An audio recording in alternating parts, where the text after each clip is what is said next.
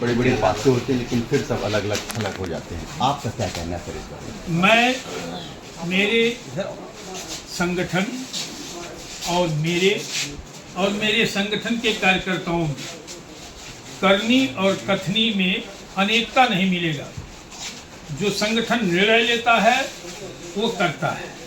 जो मैं निर्णय लेता हूँ उस पर एकदम चट्टान की तरह कार्य करता हूँ और पूरी निर्भीकता से, और हमारे संगठन के लोग भी पूरी निर्भीकता के साथ, ब्राह्मण ही नहीं अपितु किसी भी वर्ग के साथ अगर अन्याय कहीं हो रहा है तो उसे न्याय प्राप्त कराने में पूरा योगदान देते हैं और संघर्ष भी करते हैं। और अन्यायी हो, चाहे सरकार हो, चाहे कोई हो, माफिया हो, गुंडा हो, उससे डरने वाला हमारा संगठन का कार्यकर्ता कतई नहीं मिलेगा आपको।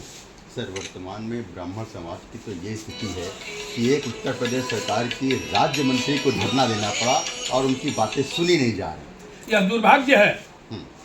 एक सरकार का मंत्री अपने कार्यकर्ता को न्याय दिलाने के लिए थाने पर बैठता है तो ये तो प्रतिष्ठा की बात आ गई जी।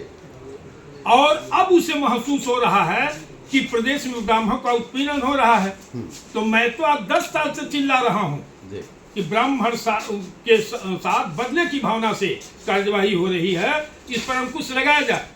तो आज इनको थाने पर बैठने की आवश्यकता ही नहीं पड़ती है। सदन में इस मामले को उठाती कि मेरे समाज के साथ अन्याय हो रहा है तो आज यह दिन नहीं देखने को मिलता कि वो थाने पर बैठ करके न्याय के लिए धरना देना पड़ता उनको। तो मैं इसकी कड़ी निंदा करता हूं और सरकार से मांग करता हूं कि यह बहुत ही गलत संदेश गया है क्षेत्र में, समाज में, प्रदेश में। ऐसे भ्रष्ट अधिकारियों के खिलाफ सरकार को कड़ी से कड़ी कार्यवाही करनी चाहिए। मैं कई बार बोल चुका हूं कि पूरा प्रदेश का जो ब्यूरोक्रेट है वो तानाशाह हो गया है, निरंकुश हो गया है। इस पर लगाम लगाई जानी चाहिए। अगर सरकार लगाम लगाती है तो मैं मानूंगा कि पूरी सरकार के कार्य में पारदर्शिता है। अगर इस पर अंकुश नहीं लगाया गया तो हम लोग मानने के लिए तैयार हैं कि सरकार के इशारे पर ये भ्रष्ट अधिकारी ब्राह्मणों का उत्पीड़न कर रहे हैं।